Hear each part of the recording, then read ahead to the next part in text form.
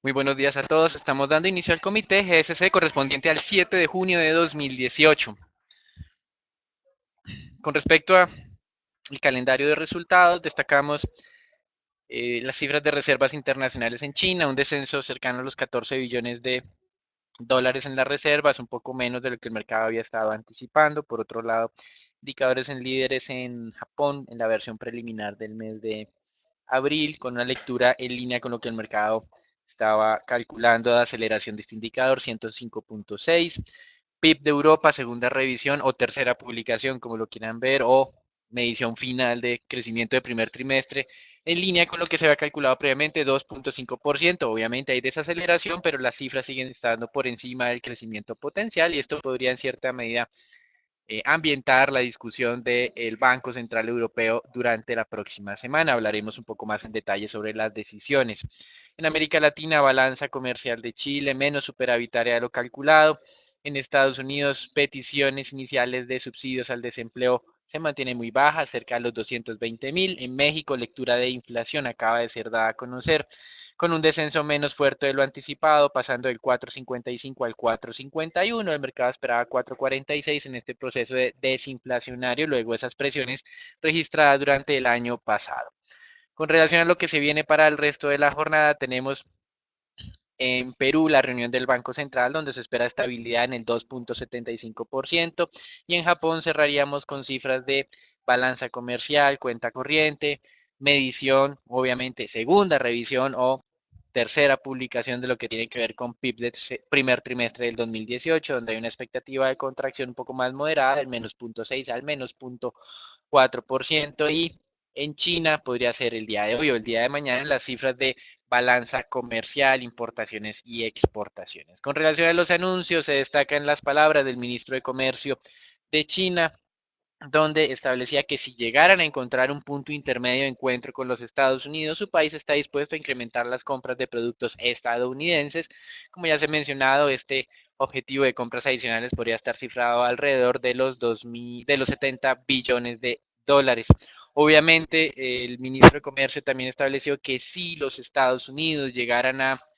implementar esos aranceles el día 15 de junio, pues muy probablemente China tendrá que unirse con Europa para manifestarse en contra del proteccionismo comercial. Sin embargo, pues obviamente en el mercado no se ha interpretado muy bien qué quiso decir el ministro de Comercio chino, si son simplemente hacer comunicados o tomar decisiones en contra de los productos estadounidenses. En Europa se está mencionando que la falta de diplomacia del presidente Trump haría que esta reunión del G7 que se está llevando a cabo en Canadá pueda tener como conclusión un comunicado de prensa conjunto sin la firma del presidente francés, que obviamente está buscando que Estados Unidos modifique sus decisiones en términos de aranceles y de sanciones a Irán. Recuerden lo que hemos también mencionado con respecto al mercado petrolero. Dado que es difícil esperar que el presidente Trump cambie sus decisiones o sus afirmaciones, muy probablemente esta será la conclusión final de un G7 que será 6, la mayoría de esos países europeos, contra Estados Unidos, es decir, un 6+1. Con relación a Europa, se está esperando también que la Comisión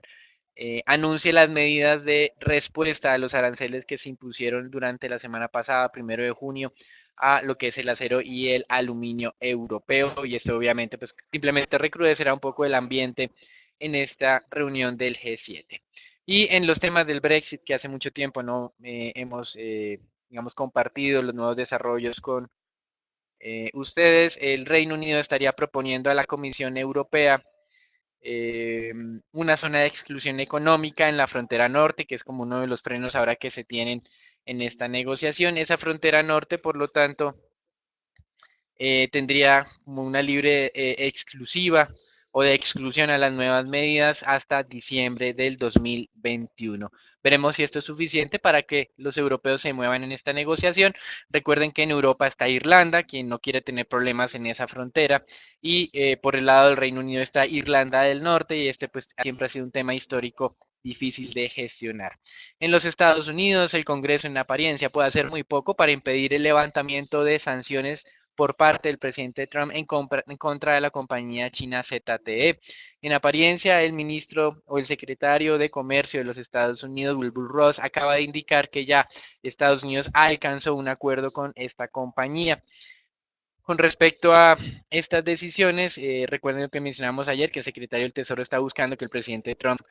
adopte medidas comerciales a través de la vía legislativa y no a través de decretos. Pues bien, este tipo de decisiones parece que continuarán siendo tomadas únicamente o de manera unilateral por el presidente de los estadounidenses.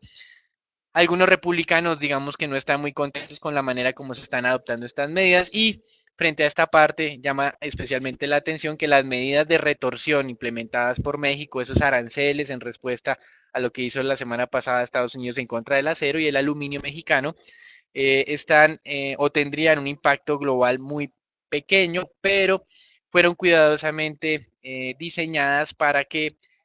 se produjera el mayor impacto en los estados donde hay senadores republicanos y representantes republicanos con miras a lo que serían las elecciones de periodo intermedio del mes de noviembre. Es decir, México también está entrando en este juego político y está diseñando cuidadosamente sus respuestas, no para no afectar de manera generalizada a los estadounidenses, sino a los productores que apoyan al presidente Trump. Con relación a Brasil, se tienen ya las primeras señales de impacto negativo de lo que fue la huelga de transportadores durante la segunda mitad del mes de mayo. La producción de vehículos cayó cerca de un 15% en la comparación a mes 2018, mes 2017, es decir, mayo a mayo, o 15 o 20% entre mes de mayo 2018 frente a abril 2018. Las ventas de vehículos también cayeron cerca de un 7% en la comparación interanual o un 3% en la comparación frente al anterior mes, así que muy probablemente todas esas empresas que tienen exposición a Brasil tendrán un mes de mayo muy difícil. Esperamos que esa recuperación sea razonablemente rápida ya en el mes de junio, pero acá lo que está pesando es toda la incertidumbre de carácter político. Recuerden que el expresidente Lula, condenado ya en segunda instancia, de todas maneras quiere presentar su candidatura por el Partido de los Trabajadores, y esto tendrá que ser dirimido ya por el Tribunal Electoral hacia mediados del mes de agosto, algo que sin duda pues continuará generando ruido. Por lo tanto, los inversionistas tienen un poco de incertidumbre de quién será el candidato que lidere eh, esta carrera electoral posterior al mes de agosto, teniendo en cuenta que esperan que el Tribunal Electoral obviamente impida la inscripción del expresidente Lula. Aquí hay dos candidatos que vienen liderando la carrera, uno de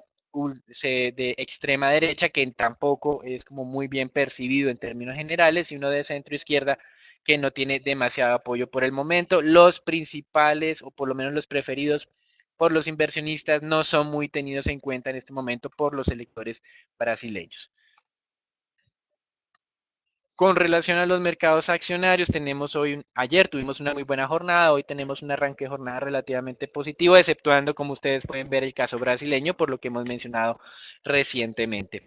El día de ayer en los Estados Unidos, los sectores que más impulsaron el índice Standard Poor's 500 fueron el de materiales básicos y el sector financiero. En Europa, el día de hoy está siendo impulsado por sector hidrocarburos.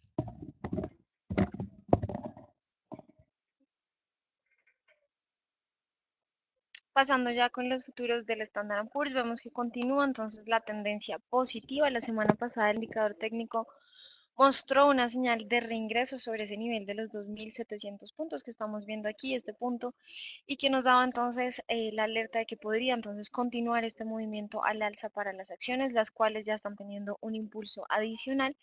y se mantendría entonces el siguiente nivel objetivo de los 2.800 puntos para los futuros puntualmente. El soporte se ubica sobre los 2.680 puntos, y las acciones, como bien decía Daniel, las acciones el día de hoy del sector de tecnología y del sector financiero son las que aportan más a los avances a esta hora de la mañana para los futuros del Standard Poor's. Pasando con el mercado de divisas, vamos a ver cómo el euro se ubica en el máximo de las últimas 3 semanas. Mientras que los inversionistas pues prevén que en la próxima reunión del Banco Central Europeo que se llevará a cabo la próxima semana se decida empezar a disminuir el programa de bonos para final de año. Como resultado, el euro está en su mayor nivel desde el 17 de mayo y se ubica sobre un euro con 18 centavos frente al dólar, con lo cual vemos que el dólar mantiene la debilidad que ya observábamos durante la jornada anterior, no solo frente a las monedas del G10, donde vemos que el euro de hecho está en tercer lugar de frente a las monedas que más avanzan con una valorización del 1.21%, sino a su vez frente a las monedas de mercados emergentes, un dólar relativamente débil, con lo cual por segunda jornada consecutiva también vemos que el real de Brasil cae más de un 4,5%, puntualmente un 4,76 a esta hora y pues luego de que se conociera entonces que el impacto por el paro de camioneros pues será enorme frente a la economía. Veremos también cómo en el mercado de materiales básicos el oro continúa el movimiento al alza impulsado por la debilidad del dólar que estamos observando frente a las monedas globales y las monedas de mercados emergentes. Sin embargo, el ritmo puede llegar a aplacarse un poco durante los próximos días frente al posible aumento de las tasas de interés que determine la Reserva Federal durante su próxima reunión que se llevará a cabo también la próxima semana.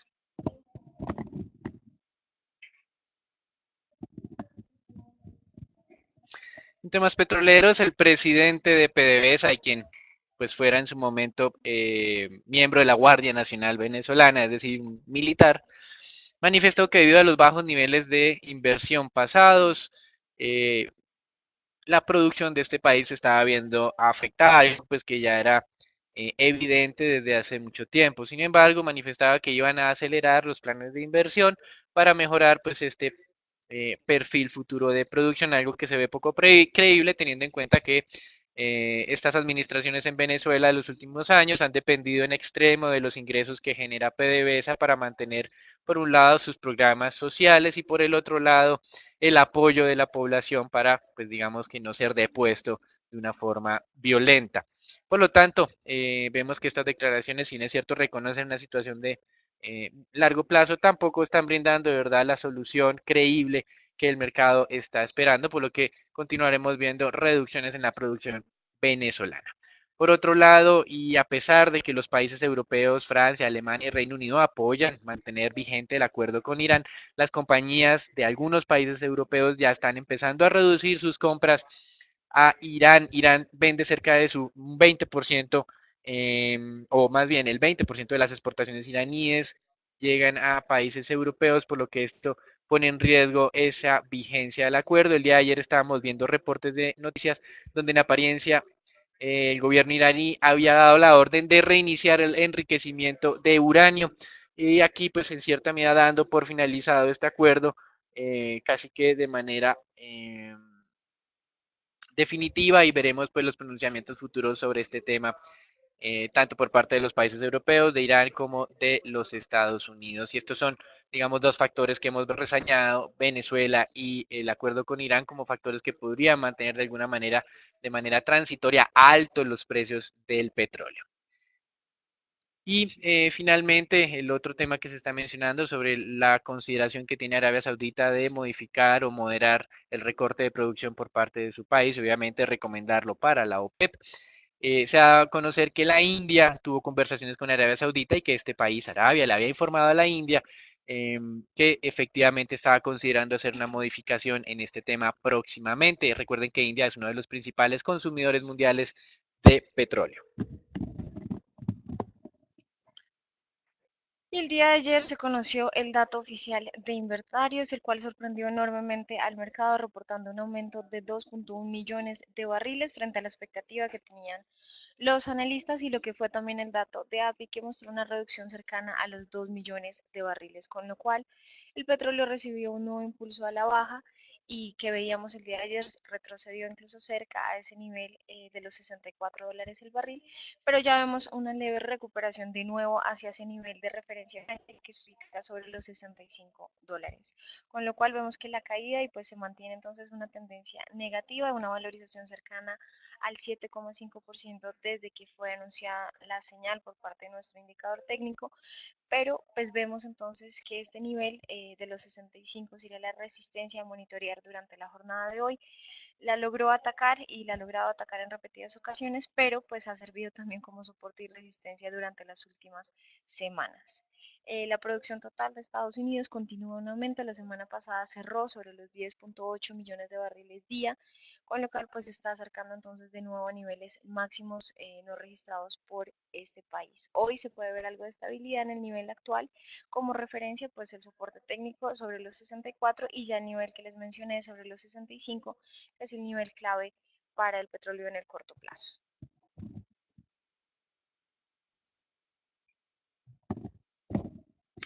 El mercado de bonos está viendo unos nuevos incrementos en las tasas de rentabilidad exigidas. Aunque esta mañana teníamos una mayor presión, las tasas de tesoros estaban cerca del 3%, en este momento estamos a niveles del 2,98, uno de los más altos niveles de la última semana. Nuevamente esta presión alcista se debe obviamente a la expectativa de que la próxima semana el Banco Central Europeo anuncie esa normalización o esa, digamos, desmonte o la manera en que va a desmontar las compras mensuales de títulos, lo cual puede ser de manera abrupta ya a partir del mes de octubre o, digamos, moderados hasta el cierre de este año. En esta parte también algunos analistas consideran que el hecho de que la próxima semana la Reserva Federal vaya a incrementar la tasa de interés también está generando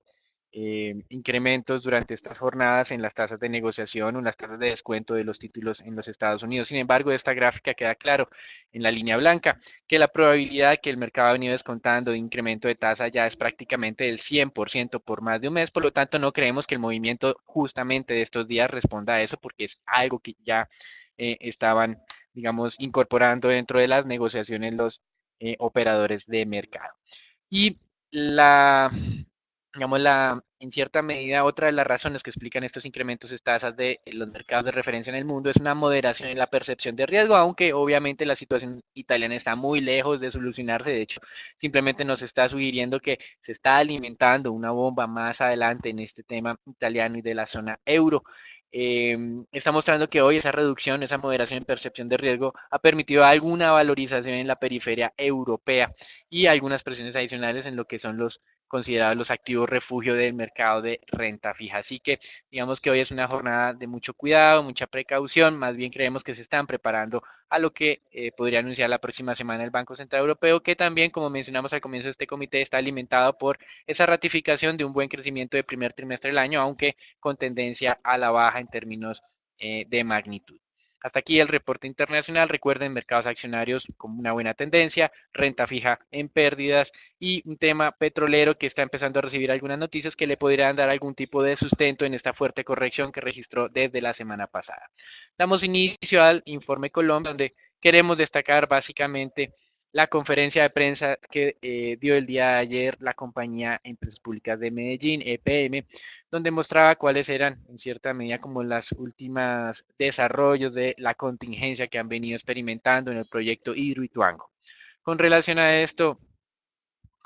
nuevamente, EPM está intentando moderar esas especulaciones acerca de la fragilidad que están teniendo actualmente la estructura de la presa. Dice que esas filtraciones que se identificaron durante el fin de semana son filtraciones que son, digamos, no tan extrañas para este tipo de proyectos y también, pues, que están en cierta medida monitoreadas y que bajo ese monitoreo, pues, la conclusión es que no existe un alto riesgo en este momento. Reiterar nuevamente que el costo total de proyecto medido a pesos del 2011 es de 11,4 billones y que desde un inicio y hasta el mes de mayo contaban con un fondo de contingencias de 400.000 millones de pesos. Las estructuras más relevantes de esta obra obviamente son la presa y el vertedero, que tiene una valorización o una valoración de casi 2 billones de pesos y digamos que para la compañía lo más importante es ver la evolución de esas estructuras. Como mencionamos, esas filtraciones que se mencionaron no se consideran significativamente riesgosas, por lo cual el concepto de la compañía es que tanto la presa como el vertedero están prácticamente intactas y se ha descartado por el momento el escenario catastrófico que en algún momento pudo haber sido mencionado en varios medios de prensa. Las estructuras importantes que sí han sido muy afectadas son los túneles de desviación, cuyo costo medido, de acuerdo a los a la conferencia del día de ayer es de solamente 200.000 millones de pesos. Estos túneles de desviación son los que han tenido los problemas de bloqueos y los que seguramente demandarán, de acuerdo a la compañía, un mayor tiempo pues, para ser readecuados. Con respecto al cuarto de máquinas, consideran que la estabilización del flujo registrado durante los últimos días sugieren que los daños pueden estar limitados, es decir, que los equipos no serían afectados o no estarían dañados y tendrían, porque también tienen la capacidad de trabajar bajo condiciones o, digamos, sumergidos en agua. Lo que sí deben tener cuidado es que en el momento en que puedan evacuar el agua que está en el cuarto de máquinas, tienen que hacer un secado rápido de esta maquinaria para que no se oxide con el aire y digamos que eso es lo que ha manifestado que sería uno de los principales riesgos con relación a esos equipos de aquí en adelante. En términos de, por lo tanto, en términos de sobrecostos para la compañía, si ustedes lo miran, si la presa y el vertedero en teoría están intactos y la afectación en el cuarto de máquinas sería limitado, pues el tema de sobrecostos sería manejable en términos generales. Donde sí la compañía hizo énfasis fue en los ingresos que se dejarán de percibir y en esta parte básicamente hacen un énfasis en que muy probablemente el proyecto tenga un retraso cercano a 2 años, es decir, que están hablando de esta afectación hacia futuro. Esto se empezará a sentir especialmente, obviamente, a partir del año 2019, pues en teoría la primera fase de Hidroituango habría arrancado en operaciones a finales del 2018. Con relación a la manera en cómo pueden empezar a operar esta presa, ellos manifestaron que en este momento lo que habían instalado eran los equipos de la fase 1 y que en bodega ya tienen equipos de fase 2. En caso que esos equipos de fase 1 fueran afectados, ellos dicen que los pueden reemplazar de manera rápida y hacer solicitud de nuevos equipos para tenerlos listos en caso de que la fase 2 ya esté, digamos, más avanzada. Con relación a los ingresos, también se manifestó que, digamos que como la principal afectación que están considerando actualmente de ingresos y no de sobrecostos de la obra directos. Por lo tanto, dicen que lo que se va a afectar a futuro son los planes de inversión que se estaban financiando con base en esos ingresos que se iban a recibir. Y por eso es que se anunció el plan de venta de activos de hasta 3 billones de pesos que estábamos mencionando la semana pasada. Es decir, esa desinversión no es para pagar sobrecostos o multas, como lo está mencionando el día de ayer la compañía, sino más bien para suplir las necesidades de inversión futuras que, digamos que en apariencia parecen un poco altas. Frente a esta potencial venta de activos, ya el presidente de la compañía anunció que al momento de haber anunciado esta intención han recibido varias llamadas, pero que aún estaban trabajando en el plan para presentarlo a la junta directiva próximamente, por lo tanto, pues no habían establecido si iban a vender algunos activos que para ellos son, digamos, fundamentales o activos que no lo sean tanto en el mercado colombiano como en sus operaciones internacionales. Y frente a las pólizas, que es una de las grandes dudas que ha venido manifestando el mercado, pues la administración obviamente evitó hacer referencia explícita a cuáles son las compañías que han, digamos que son las contrapartes en estas pólizas. Lo único que mencionó por un lado es que eran cerca de 15 compañías entre aseguradoras y reaseguradoras, de las cuales 6 de ellas son europeas y son de amplio reconocimiento internacional. Además manifestaban que con estas compañías han tenido una buena relación, teniendo en cuenta que recientemente han tenido contingencias como la de Guatapé, con la cual han recibido coberturas de pólizas hasta por un monto de 200 millones de dólares, eh, con lo cual pues en cierta medida demuestran que las relaciones son fluidas con estas aseguradoras y que esperaban no tener necesidad de llegar pues a instancias de tribunales para hacer efectivos los cobros de las mismas. Sin embargo, sí recordaban que estos procesos de cobros de pólizas son demorados y que pues obviamente dependerá de la evaluación que realicen los peritos. Cuando se les indagó sobre si había riesgo de que no sean suficientes para cubrir los sobrecostos de la obra, ellos manifestaron que las pólizas por temas de sobrecostos de obra estarían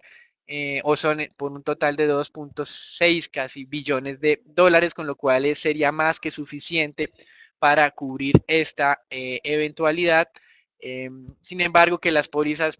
que cubrirían los ingresos que pues, se podrían dejar de recibir, lo que se llama lucro cesante, si son, digamos, de menor cuantía, son cerca de unos 300 a 400 millones de dólares, por lo que digamos que esta es la parte más álgida que se ha identificado como riesgo futuro de flujos para EPM. Cuando se les indagó si había algún tipo de inconveniente o de relaciones tensas entre EPM y los constructores, recuerden que los constructores son la brasileña Camargo Correa con un 65% de participación y también las firmas antioqueñas con INSA y con Concreto. Lo que manifestó el presidente de la compañía es que hasta el momento tienen una coordinación muy buena para eh, recuperar el proyecto y que por el momento pues no estaban, digamos, en cierta medida lo que dejo de entender es que no estaban inmersos en un proceso de confrontación entre las partes interesadas. Sin embargo, desde nuestro punto de vista, no se puede descartar que en un futuro pueda llegar a haber algún tipo de proceso, digamos, no tan amigable, así que hay que tener, digamos, mucha precaución hacia futuro con estas compañías también. Eh, En términos de conclusiones, entonces, es la que siempre se ha tenido, aún no es posible determinar la afectación sobre o la potencial afectación en los flujos futuros esperados sobre EPM, aunque pues ya se ha establecido un poco más que el riesgo no es tanto de sobrecostos, sino como de los ingresos que se van a dejar de recibir. Lo otro que hay que tener en cuenta es que tampoco es aún el momento adecuado o no se tiene información suficiente para determinar cuándo se puede reiniciar la obra y cuándo va a ser finalizada. De confirmarse, por lo tanto, que el daño del cuarto de máquinas es limitado, entonces las siguientes labores o las prioritarias estarán en, digamos, readecuar los túneles de desviación, eh, lo cual puede durar algunos meses, como lo manifestó la compañía, y posterior a eso, hacer el vaciado del embalse para volver a trabajar en la presa como tal. Y esto, de acuerdo a la compañía, como mencionamos previamente, puede durar cerca de 2 años, así que el tema, digamos, va a continuar en la prensa generando, digamos, mucha especulación. Recuerden que todavía estamos en temporada de lluvias en Colombia y que se está esperando, obviamente, digamos, o por lo menos que esto puede dilatar un poco más el momento de arranque de las labores de readecuación. Cuando se les indagó qué pasará con los dividendos que ellos le reparten anualmente a la alcaldía de Medellín, dicen que debido a que lo anterior aún no ha sido definido, todavía no se ha tocado el tema de la política de repartición de utilidades. Y sobre el tema de las filtraciones, simplemente recordamos que la compañía dice que son de bajo riesgo y que los movimientos o los deslizamientos que se están registrando en la montaña fueron calificados como deslizamientos superficiales por parte de los geólogos, por lo que también la compañía está diciendo que en este momento el concepto es que el riesgo no es inminente. La recomendación desde nuestro punto de vista es teniendo en cuenta toda la información que aún hace falta por precisar, lo mejor es mantenerse un poco al margen de la negociación de los títulos, obviamente, de EPM, aunque reconocemos, obviamente, que es una compañía con una calificación local muy importante, un monopolio en algunos mercados que le dan también, pues,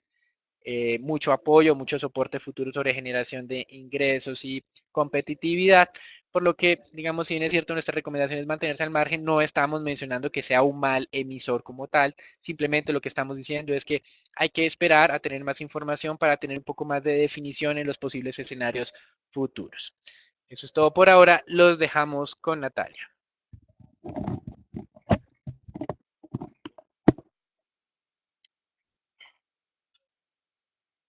Y en otras noticias corporativas ya relacionadas con Ecopetrol, el día de ayer la Contraloría General de la Nación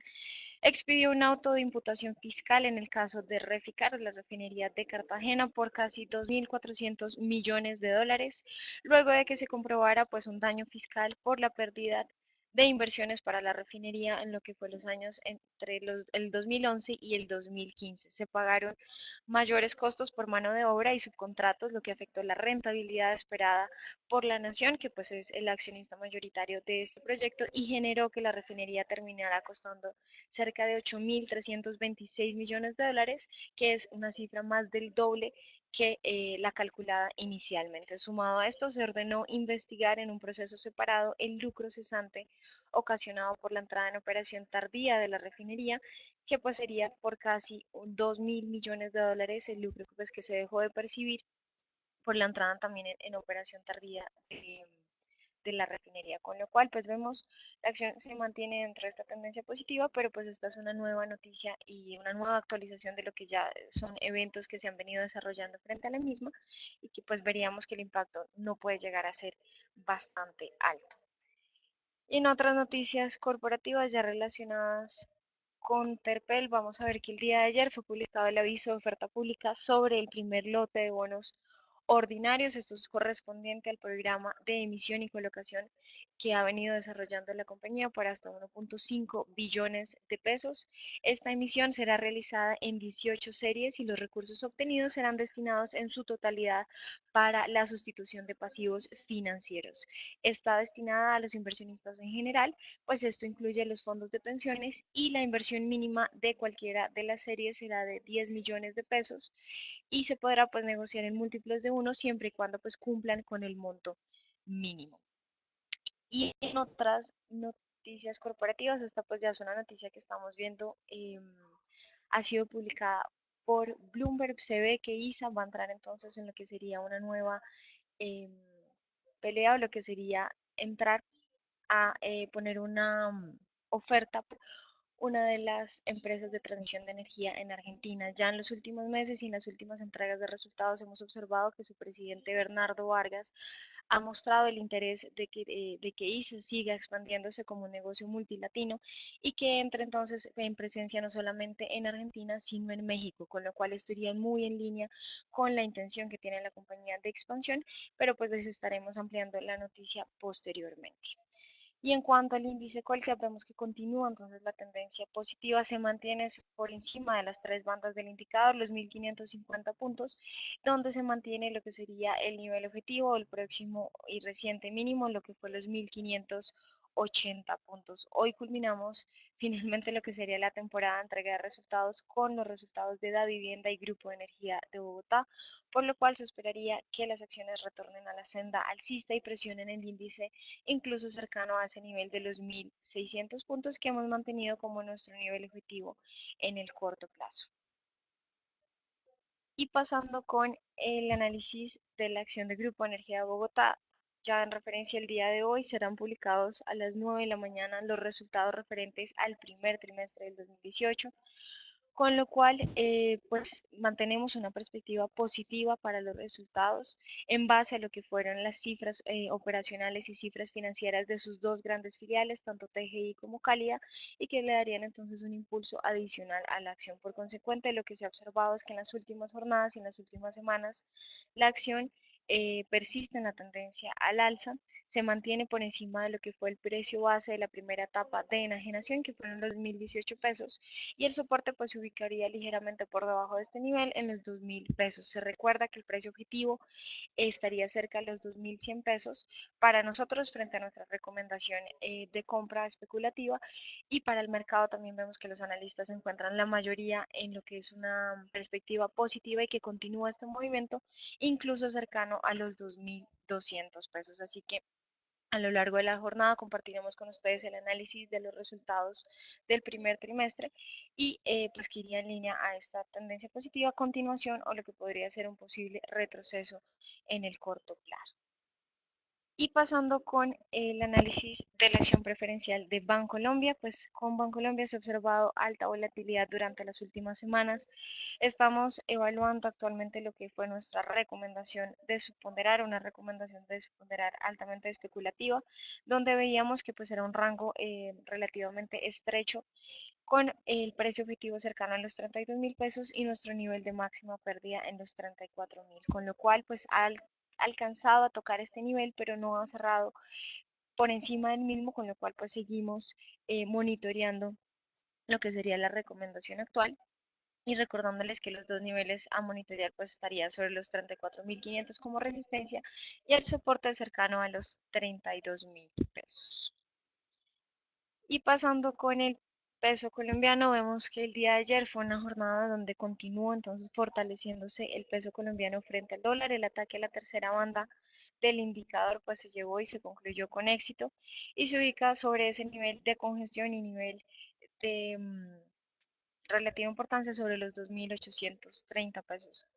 A la apertura de hoy se mantiene sobre este mismo nivel, con lo cual monitorear el mismo. Las tres bandas en el mercado intradiario se ubican en los 2.850, 2.860 y lo que sería la última banda sobre los 2.880 pesos. Y el soporte técnico dado por Fibonacci cercano a los 2.775, que no esperaríamos que pues, sea alcanzado justamente durante la jornada de hoy, pero sí el nivel de los 2.800 sería entonces el soporte a controlar durante el día de hoy. Y finalmente, en lo relacionado con los trades del 2024, estos cerraron sobre el 602 por segunda jornada consecutiva. Vemos una apertura también sobre este nivel. Se encuentran por debajo de la tercera banda del indicador y continúa entonces consolidándose por debajo del mismo. Podríamos confirmar el cambio de tendencia a la baja, pues en términos de tasa. El día de ayer se realizó la exitosa subasta de títulos denominados en unidades de valor real o UVRs en referencias de 5, 10 y 20 años. Las tasas de corte fueron 2.50, 3.10 y 3.48 respectivamente, donde se recibieron demandas por 967 millones de pesos, es decir, 2.76 veces el monto ofrecido, con lo cual continúa entonces la exitosa colocación por parte de la nación en estos títulos y ya se acerca a lo que sería el 52% del plan que se tiene para este año. Aquí damos por finalizado el comité del día de hoy. Les recordamos conectarse todos los días por redes sociales. Feliz día para todos.